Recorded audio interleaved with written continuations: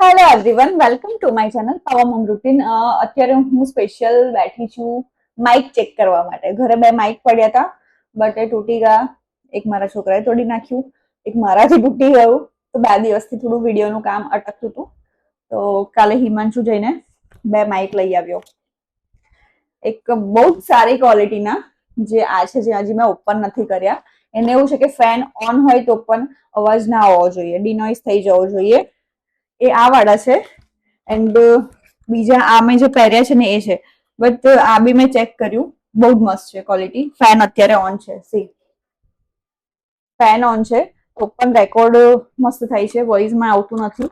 Fan on છે એવું ખબર નથી પડતી. તો નાની નાની વસ્તુને એટલે ધ્યાન રાખવું પડે છે કે વિડીયોમાં કઈ વસ્તુ સારી છે, કઈ નથી સારું. હવે આ માઇક એવું છે ને કે મારું બધું જ કામ અટકાવે, તો તાત્કાલિક બે માઇક લેવા પડ્યા. અને આ માઇક હજી મેં ચેક નથી કર્યું, જોઈ લઉં કેવું છે. વેઇટ, મને સૌથી વધારે છે ને માઇકના શેપ વધારે ગમે છે. મને એકદમ આમ નાના નાના હોય, શેપ મસ્ત હોય એવા માઇક મને વધારે ગમે છે. જોઈએ આ કેવું છે.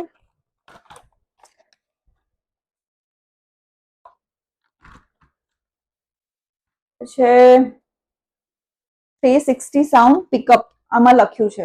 લેટ્સ સી શું છે આમાં કંઈક નવું. વેઇટ,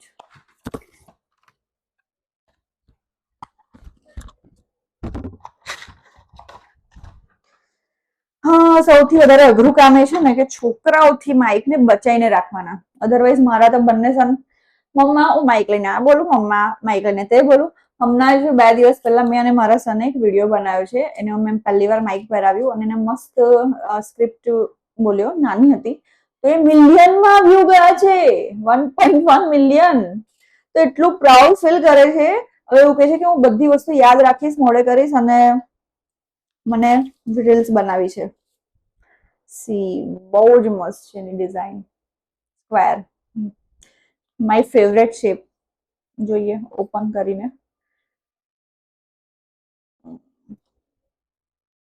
બહુ જ મસ્ત છે. તો અત્યારે હું ફ્રી બેઠી હતી તો જોઈ લઉં, પછી ઘરે જઈને બધી રીલ્સ બનાવવાની છે. તો માઇક કેવા છે ફટાફટ, બસ આ તો સ્ટિક કરવા વાળા છે. અને મને આ સ્ટિક કરવા વાળા માઇક બહુ જ ગમે છે, બીકોઝ કોઈ પણ જગ્યા પર સ્ટિક કરી શકાય.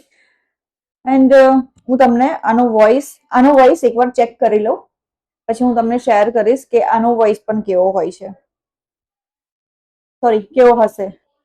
એન્ડ મને સૌથી વધારે આનો શેપ વધારે ગમે છે. આ બધું પેક કરી દઉં. પેક કરીને હવે પછી સ્ક્રિપ્ટ વિચારું ને બધા નેક્સ્ટ વિડીયો માટે, રીલ માટે. તો ગાઈઝ બાય. મારું ચેક થઈ ગયું છે, મારું કામ પતી ગયું છે.